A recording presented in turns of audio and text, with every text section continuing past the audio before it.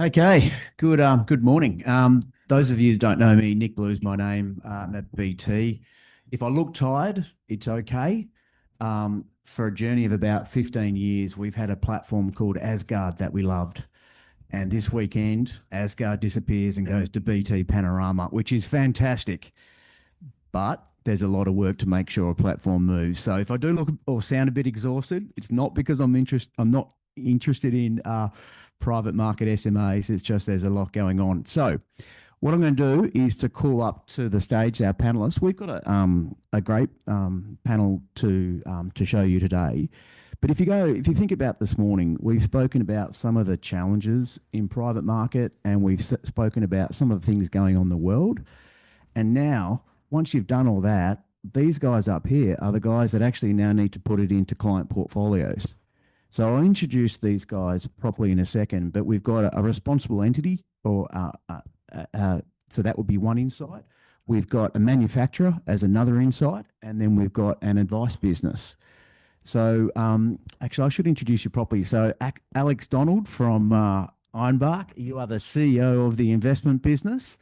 Then we've got Alex Coosley from Russell, so the manufacturer, and then we've got Chris Ogilvie, who I think he holds the title of changing your title the most times of anybody, but he's now the Chief Investment Officer of Invest Blue.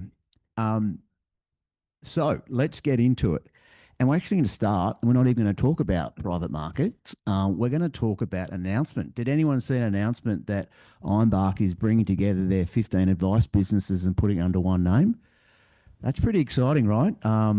And when you're in distribution and you see the market changing, a lot of firms coming together, it's an exciting opportunity, but also a risk for us. But Alex, I thought I might just start to say, mate, well done. But what have you done and why have you done it? Yeah, thank you. And look, I apologise in advance. I've got a terrible cough, so if I fall off the stage coughing, I apologise. No, thank you for that. Look, I mean, we have had a bit of press in the last 24 hours. Hopefully, all positive. But it is a really exciting time for Ironbark. It's been characterised as a restructure. It's not a restructure at all. It is a new structure of our brand. However, so Ironbark. Most people in the room hopefully know who we are, but you probably didn't know the extent of our network until yesterday. But over 17 years, we've been basically, we're a client first, client led business and a fiduciary. Um, and that's been our sort of philosophy across all our business lines for 17 years. But we have acquired, we've moved from a funds management business into corporate trustee and ultimately along the journey into advice and then also some adjacencies to advice. As a result of that, we have 15 brands. They have all been structured in the way that the press has been into investment solutions, which I run, which is funds management, corporate trustee, an advice business, which is both advice and private wealth, and the adjacencies sort of sit within those businesses. It's been structured like that for quite a while now, but we decided that we think there's a wonderful opportunity to have a nationally recognized brand for clients to go to be able to recognize our brand for all the services we provide across those three verticals. So the vertical has always been there. It's been multi-brand, so we've just brought it together in one brand. So it's a really exciting time. It's been incredibly well received. So thanks for asking. It's fascinating. We did some brand research recently, and people still think that BT stands for British Telecom. So we've got a little bit of a way to go, but that's okay. But I would just, Chris, a little bit tongue in cheek with you, mate. But 30 years on Invest Blue brand, like you were there at the start. How do you feel about that disappearing? Yeah, look, for me, I sort of came in and joined in 2014. So the business that I sort of was in and rolled up into was Cornerstone Financial Group. So I've actually lost the name on the way through already. So I lost the arm wrestle as to what we were going to call ourselves. Invest Blue was the name. Cornerstone lives on in different ways in our business at the moment, which we'll talk about a bit later. But I think the big thing with all of us is one of the big things for us is leaving your ego at the door, and everyone's got that sort of philosophy of wanting to have a smaller piece of a bigger pie and a business that means something. So it's really not such a big issue for us. I think everybody in the business across the various advice units was just thrilled to be able to move to this sort of approach. It didn't make any sense that we were fragmented and sort of that house of brands approach. So we're all pumped. Cool. I'll stay with you, mate. So what we want to talk about are private market SMAs. You have just done one, and of course the plug for BT, the first retail private market SMA in the market, along with Drummond. Tell us what you've done, why you've done it, and how you see it fitting into your client portfolios. Cool. So what we did effectively was build a private market SMA, a diversified private market SMA with a 70-30 benchmark, the ability to move 60 to 80% growth over time.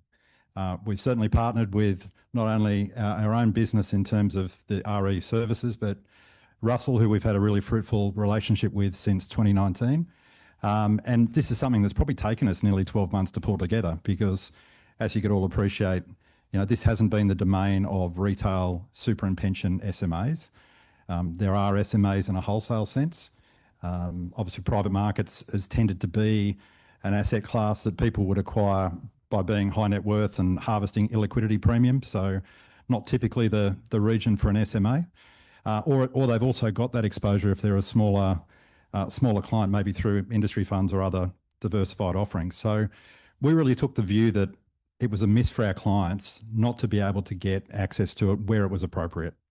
Now, this solution is not a, everybody gets it type solution. We have built it for a certain portion of our client base. It's not for everybody, even though it is daily and monthly liquid in terms of its construct. We all are fully aware, which I know we'll talk about later, around the potential for lockup. And we certainly know that a lockup from a market perspective is almost certain. We just don't know when it's going to happen, just over a cycle. We also know there's a potential of a fund lockup. And again, that's the one we want to avoid ideally. And that's where you come in, mate, so no pressure on the portfolio construction side. So what we've effectively done is build it. It's got a minimum of $25,000 to get access to it.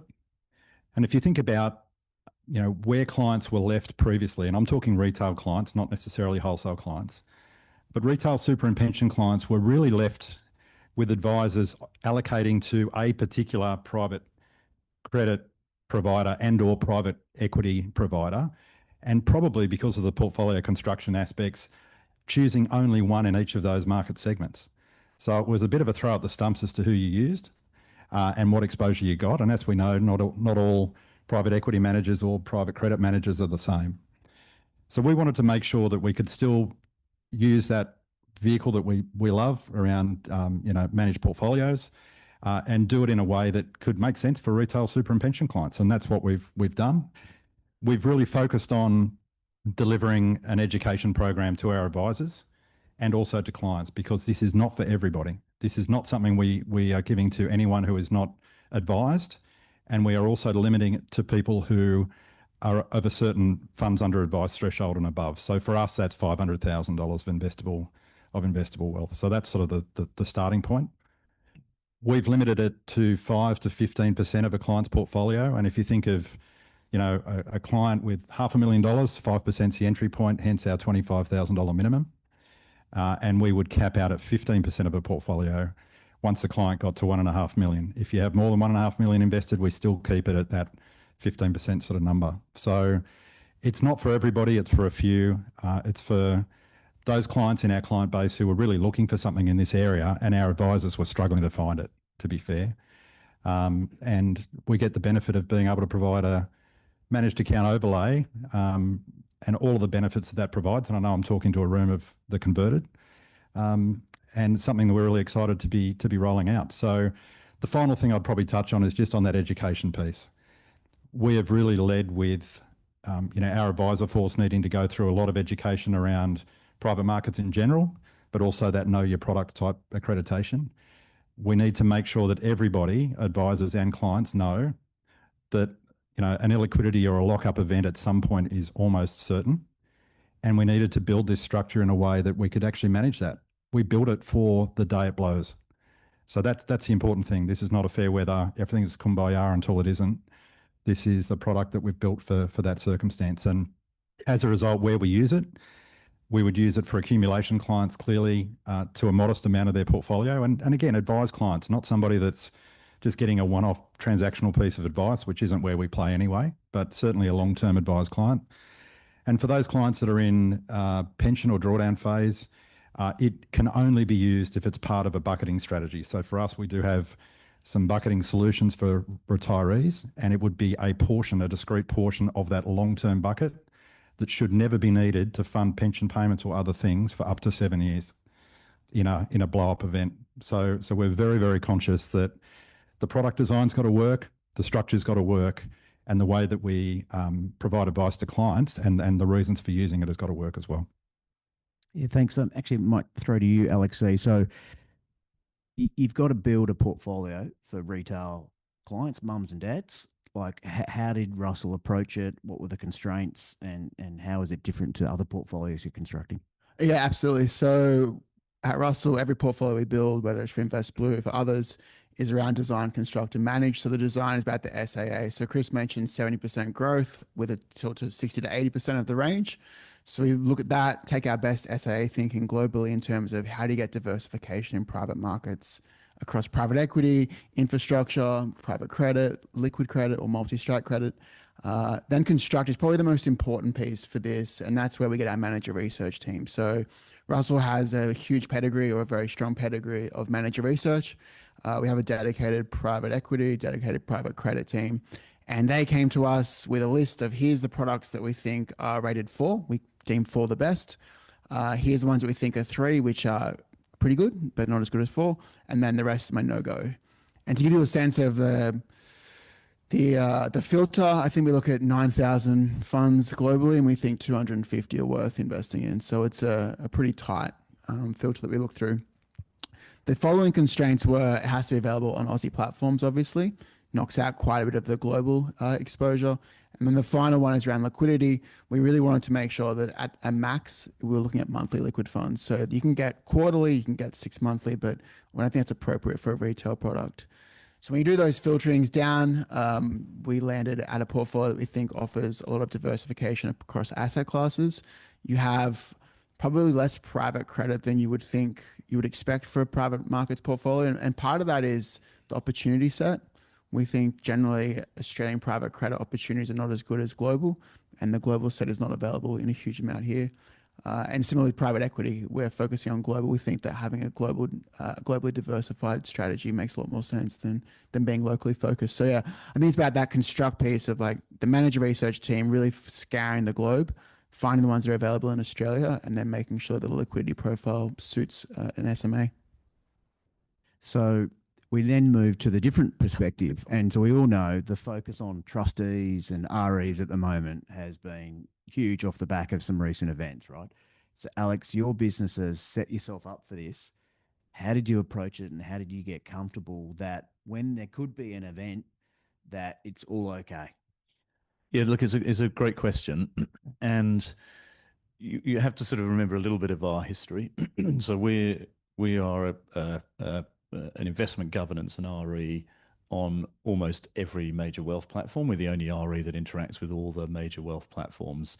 And, we've worked very closely with the platforms on how do we structure this, particularly with BT, but also with, we're working with Hub and North and so on. I think reflecting what these guys are saying, there was a huge demand for it from the planning community for very valid reasons around, professional management of these portfolios, access for clients, which, by the way, they were already getting outside of SMAs. It was just the challenge was, how do you provide SMA structuring around something that's less liquid, may ultimately be illiquid, and then how do you do that in a superannuation context where, so there's a lot of close work. So we went at it very gently, frankly. There's been about 2 years of discovery in doing this. This isn't something that we dreamt up and came up with. We've faced into all the issues that we're now facing in the market around private credit at the moment. So why do we do it? Because we genuinely think that there is a way to provide very well professionally managed private markets portfolios in an SMA context to retail clients. But we're not providing it direct to retail clients. It's got the fiduciary, it's got the investment management piece over the top. We're very focused on how do advisors use it within portfolios. So everything that Chris has talked about, portfolio sizing, position sizing, the threshold for running the managed accounts for us is much higher. So we will only have, very large predominantly international research groups like Russell running it, who've got not only manager research capability, but proven capability in cash flow management, running private asset portfolios.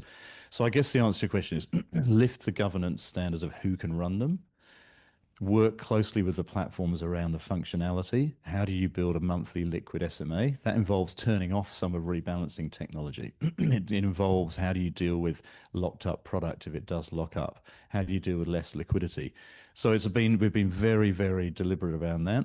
We've been very conscious of the disclosure around that, and also the education piece, and then who we interact with. So they're layers of governance beyond just how we built it. So sure, it's a new space, and we're going at it gently. We're going at it with key partners to start with, and then see how we go. Let's have the black hat, right? There's an event, can't get the money out. Chris, what do you do? Well, look, it's going to happen. As I say, at some point there will be a lockup, and typically, as we all know, that's likely to occur with a market volatility event that exists. So, we've spoken to clients about it, and we've made sure that the part of the portfolio that it sits in and the purpose it's used for is not to fund liquidity. It's not to fund pension payments. It's part of a genuinely long-term part of the product. And I think from an advice perspective, you'd also be reinforcing to a client at a moment like that, if it was a market-led event, all your listed public stuff is being trashed at that point. Okay, so the values of those things are falling through the floor. They're liquid, but you're paying a price if you want to trade and get access to money. And I think this is really part of the conversation. This is about the patient, long-term sort of, capital play. You get benefits for being exposed to it. Our belief is that, that efficient frontier moves a little bit when you add a small discrete exposure to private markets. And the price you pay is that occasionally you're not going to get access to your money as quickly as you need it. But we've got strategies, which I know the two Alexes, I won't steal their thunder, in terms of those events, how we can keep things rolling. Yeah, so from either of your perspectives? Yeah, I mean, I won't go through all the sort of technical pieces of the managed account, but like with any managed account, you can take assets out of the managed account, and the client then holds it outside of the managed account. The managed account can continue to operate. There are ways that you can, given you've switched off some of the rebalancing, that the manager can manage liquidity. We're seeing that with some of the offshore private credit managers at the moment. They're sort of hitting their 5% per quarter liquidity gates. You can manage that through the way it's been designed. If you have something that's truly locked up, the same as you do in a in a managed account. We've had instances in public markets managed accounts where funds close. Right, so a small cap manager closes. There's a 3-month process to get that money out, an orderly wind down of the product. Well, that product's now closed and can't operate in that managed account. So it gets taken out and sits outside of it. So we're not talking about lots of new concepts here to provide liquidity where it doesn't exist. This is about designing the SMA for the liquidity of the underlying vehicles that already exist. We're not providing a level of liquidity above and beyond what already exists in the underlying. We're bringing managed account technology to that liquidity profile. So that's what would happen. I think if you have a genuine lockup of a fund that's not liquid, then the client, if they held it outside the managed account, they'd have the same experience. This way you take it out and then you just rebalance within the portfolio using the capability you've got. I think on the liquidity event, so if it's a genuine liquidity event, ideally we're trying to engage with the managers as we're getting to beginning that liquidity event, sort of say like, what are you guys seeing? What's the redemption flow coming through?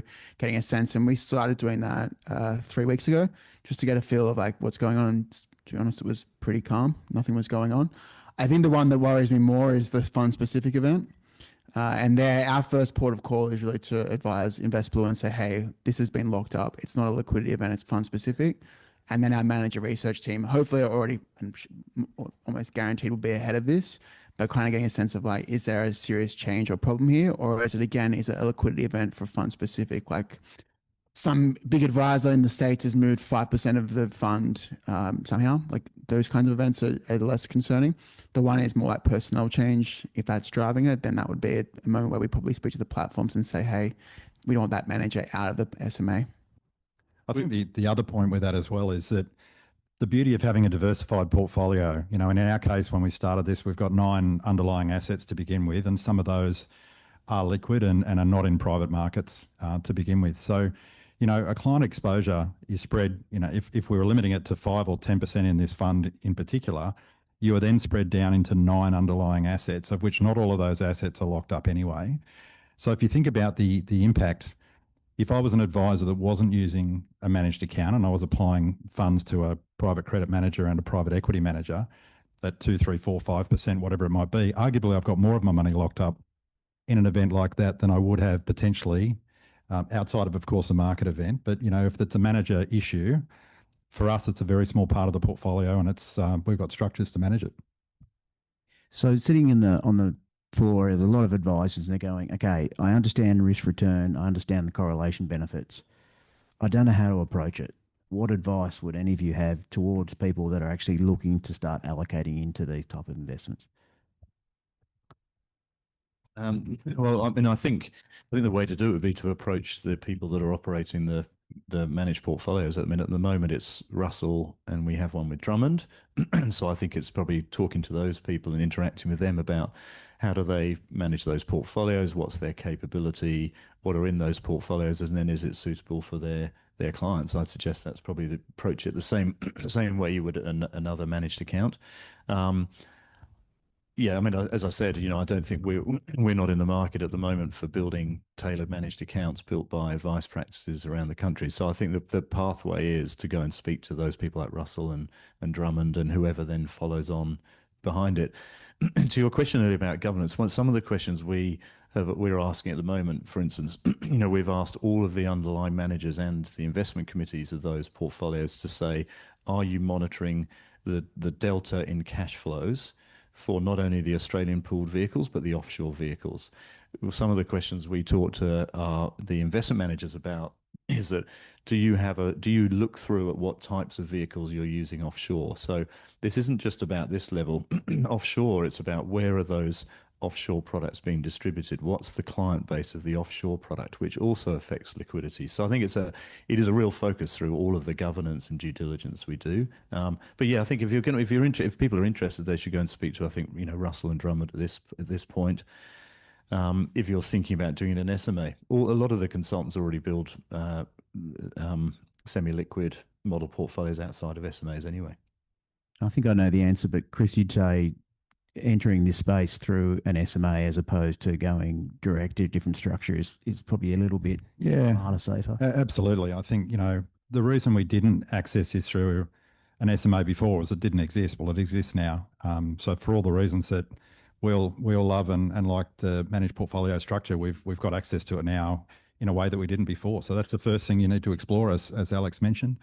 And I just think, again, you know, would you rather be working with a dedicated team of people who have actually understand the problems, have put the structures and the processes in place, or do you want to choose those managers you want to allocate discreetly to individually yourself? I know which way we want to go. I've got 28 more questions, but let's go to the floor. Has anyone got a question they'd like to ask someone on the panel?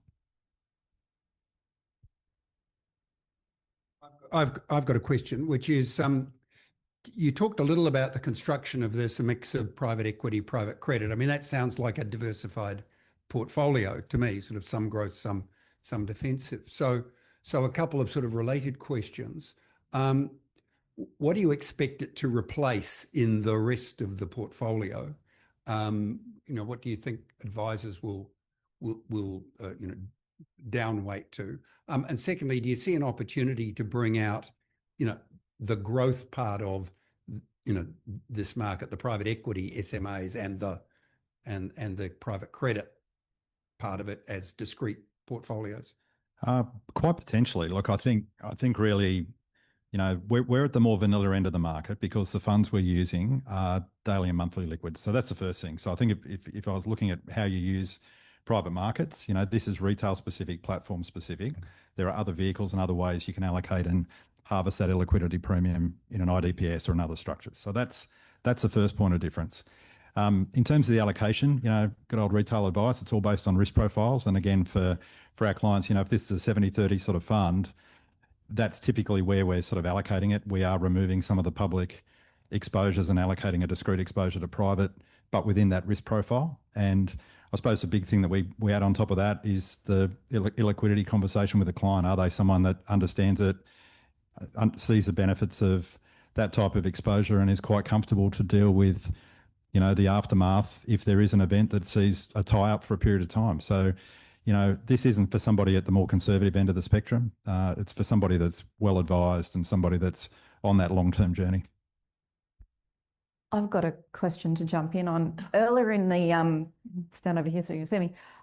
Earlier in the morning, we learned about private credit and we talked through that. And one of the comments was, is private credit growth or defensive?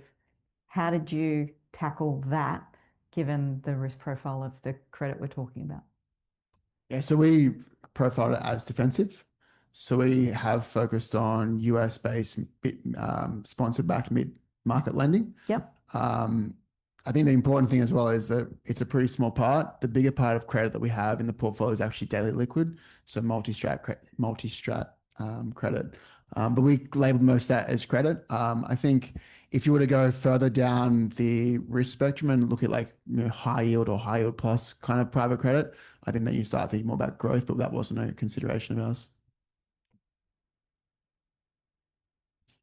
Other questions for the panel? Yeah.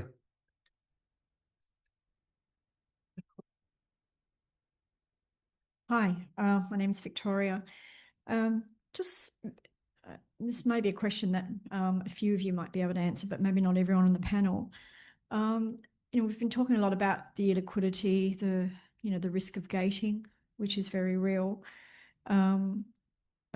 What sort of illiquidity premium would you want to have as a compensation for that sort of risk when you're thinking about, for example, private debt? I'm not sure if it's sort of maybe in private equity as well, but that sort of illiquidity premium for the unlisted relative to the listed counterparts. Thank you. Yeah. So when we do our modeling of this, of capital market assumptions for both private equity and private credit, numbers off the top of my head, private equity is about 150 basis points per year of illiquidity premium, and private credit sits about 80 to 100 basis points.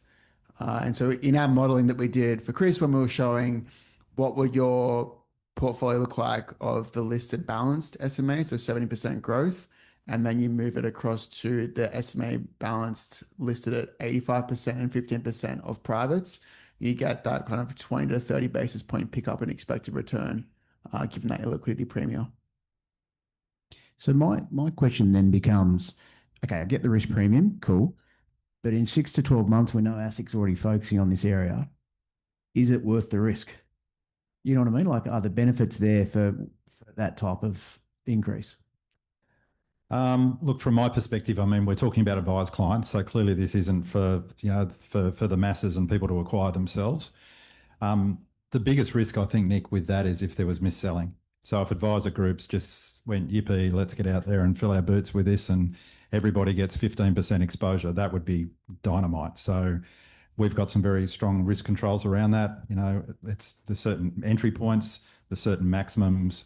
There's a lot of education that goes into it, both client and advisor, and a lot of vetting of advice and ongoing review. We also force our advisors, when you reach a certain exposure, so let's say these things have had a good run for a period of time, we will actually require our advisors to rebalance at a certain point as well. So we never get above 20, even if the natural growth element of this was kicking it along. So I think if you're doing all the right inputs and it's for the right reasons and it's done responsibly, I don't think ASIC would have a problem. That would be my view. But the peril is done the wrong way or in the wrong hands, like most things in life. That's where the issue lies. I think you're right. ASIC's got to focus on it, but I think we need to remember what ASIC's focus is, and I think it's two things. One is a lot of it is around private credit, and I think that's not just about liquidity; it's about valuation processes, policies, governance, which I think the industry should welcome, because there is a lot of money in this space. And we should all work on it, and we should all welcome it, and we should all make sure we lift the standards of things, because we have seen behaviours of governance structures. The Shield and First Guardian issue is at the kernel of that issue is a mis-selling issue or a high pressure selling issue, and the performance of the governance of that business, largely around related parties and responsible entity. So as a large RE in the market, we welcome all that scrutiny. I think it's deserved in private credit, and it's consumer protection. The second focus is on managed accounts. We're involved at the moment in submissions to ASIC of data and information, and the focus I think there largely is on who's building the managed accounts, how are they getting paid, is it being managed appropriately, and then how much of people's clients' portfolios are being put into that by specific advice groups. I think that's where it's going. So again, I think it's something we should welcome. But in a world where Hub24 is the second largest growing super fund, sorry, Nick, but we're third, yeah. But you can see where the market's going. We're moving into a world where large account balance superannuation clients are getting advised, and they're coming into the retail world. If we as an industry can't lift our standards and provide access to private markets and good governance around it, we should be having these discussions. And these are great discussions about how we should provide that environment for people. So I think we should welcome it. But I think we need to be clear about what is ASIC actually focused on. I don't think ASIC's saying retail investors can't get access to private markets and shouldn't. I think they're just saying, are they getting it in the right way? Have we got the right focus on governance and valuation and the right approach so that we avoid the issues that we've had in the last 18 months? And Nick, another question over here from Paul. So just an observation, industry super funds have a lot of this, and the most unsophisticated, including my daughter, is invested in private markets because of her industry super fund. So that it's not for everyone may be true, but it is for everyone in industry super fund. So that's just an observation. My question is, this product is internal in Invest Blue. Is there a view on what does that look like in terms of bringing it to the broader market, and sorry, Nick, to other platforms and so forth? Well, and I know you'll answer as well. I think Neil's in the room, but so it is already being taken to other platforms. So there is an Invest Blue have one under their, they have a range of multi-asset portfolios, the Cornerstone portfolios, and that is run by Russell across all the liquid portfolios and now these portfolios. But Russell are building this on the platforms that can facilitate it right now. Drummond are already available on market, and we fully expect that other consultants, there's lots of leading consultants in this room who will, I think, follow suit. And so I think it will be, these types of portfolios will be widely available. Yeah, there's 5 other managers in our pipeline at the moment wanting to do this, and we're finding a big demand. Yep. And I will give a bit of a shout out to BT because they were pretty innovative. They were the most engaged as a super trust. So the engagement isn't just with the platform and the sales team and so on. The main engagement's be with the super trustee about how do we design it, how do we build it, how do we think about these problems? Because as we found out again with the issues of the past, the super trustees, the people writing the checks, so they're the ones that are most focused on the structures and so on. So they've been brilliant in their engagement with us on this. You can thank me later, Nick. Thanks, Toby. We might get you back to time, Toby. Do you want to call it there, or do you want any more? Maybe one last question, or I have a question, and I'm going to ask Toby it. How are you thinking about this in the context of your MDA business? Well, I guess the question is what this is starting to approach. So not just my MDA business, but MDAs generally. This is starting to address some of the issues that MDAs have long since addressed, which is the sort of flexibility to incorporate less liquid assets into portfolios. And also a thing which the MDA space has already addressed is the capacity to deal at a smaller cohort of client level, not being constrained by the PDS structure, so that a group of clients and a group of clients who can access, say, a closed-end fund or a limited time open fund can then have access to. So I guess my question is, I think this is a wholly welcome development in the retail space and in that part of the market for which SMAs are the preferred structure. but they've still got some way to go to get to where a good MDA can operate. Of course. But it's a good. I'm sorry, I know we've run out of time, but we've focused on SMAs here, but there are other, Evidentia have built a pooled vehicle, as have Viridian, as have Spire Capital. They've built pooled vehicles where they're accessing things that aren't in monthly liquid, PDF, full PDS product. They're accessing co-investments. Evidentia has partnered with Wilshire, one of the biggest alternatives managers around the world, to bring it in a pooled vehicle that ultimately it is monthly, but some of the underlyings are different. So there are different ways, there are different flavors of alternatives. We've focused today on the SMAs, but an MDAs provide all sorts of flexibility that this SMA. Oh, but Darren talked about it. Yeah. Yeah. Right. All right. Well, thank you so much. Thank you.